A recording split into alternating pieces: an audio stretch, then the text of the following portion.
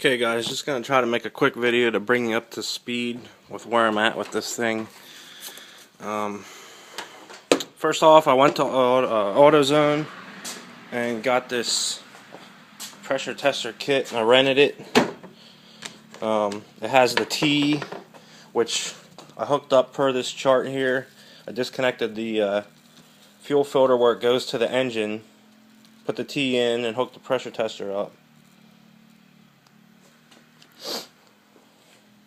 So I have it right here. It's hooked up.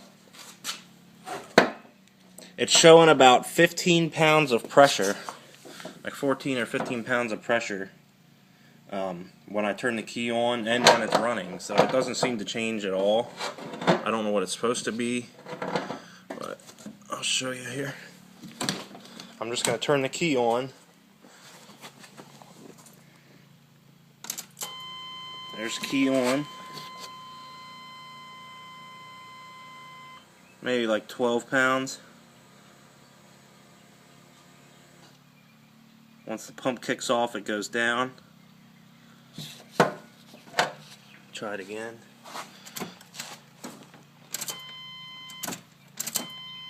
It won't prime anymore because it's already primed. Now this is cranking.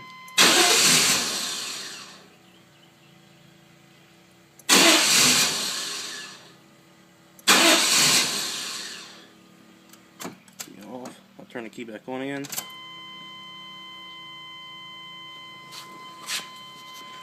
So actually it's around like 12 at its peak.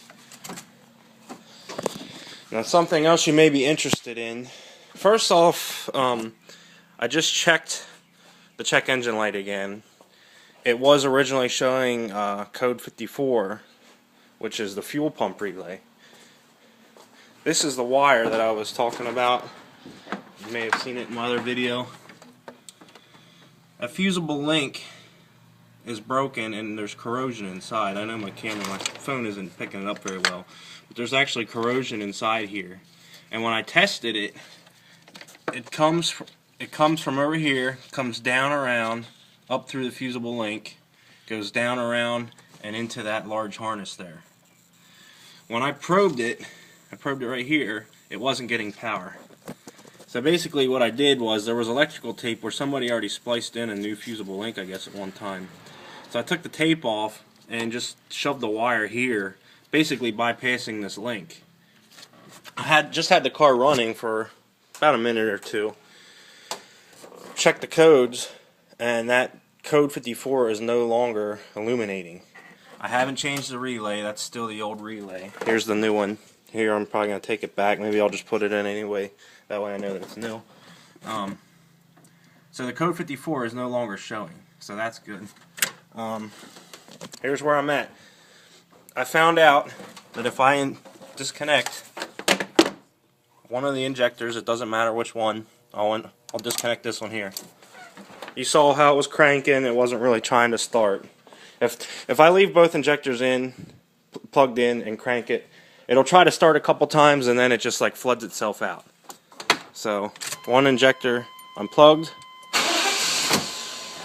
starts up, runs rough, but it runs. Plug in the second injector before it shuts off, idle goes up. Engine idle's pretty good. There's still a little misfire. Something's still not completely right. It seems like the longer you let the engine run, the more smooth the idle is. Now here's the gauge. Still around 12, 13-ish pounds of pressure. Got locked out. No check engine light, no nothing. All the gauges are working except for the oil pressure gauge. It doesn't really move. It moves a little bit when you rev it, but I think that's just like a voltage spike possibly. It used to stay down around the 20 mark there, halfway in between the 40 and the 0 at idle. 40 is where it was normally at a cruising speed. I unplugged it and the gauge goes all the way up. The needle goes all the way up. So It seems like the longer it runs, the more it warms up, the smoother the idle is. It almost like corrects whatever small issue there is. So I just wanted to make this video to show you guys about 13 pounds of pressure at the filter during cranking and idle. I'll release it. Goes back. So it's definitely 12 to 13 pounds. I don't know what it's supposed to be. But you can see the engine's running pretty decent now. Let it run for a while. I didn't even reset the battery or anything. So I guess the computer just automatically realized that the code, that there was nothing wrong with the fuel injection relay, and it reset the code. So now I'll just show you here. Try to do this with one hand and show you at the same time.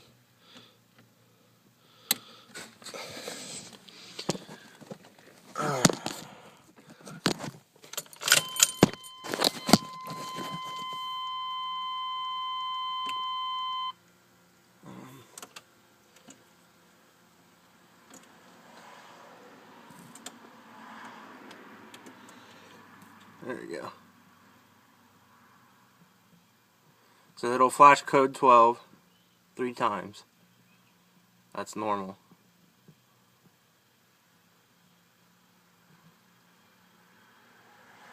And after this is where it would have went to show the code 54. As you can see, it just loops back to code 12 again. So apparently there's no code stored in the system now. So I do believe that loose flaky connection here, this power wire with this fusible link, was the issue for the code 54. So that seems completely separate from my no start issue. It seems like it's running rich. Only starts when one injector is plugged in. If two's plugged in, it seems like it floods it out. So that's about where I'm at, guys. I don't know where to go from here.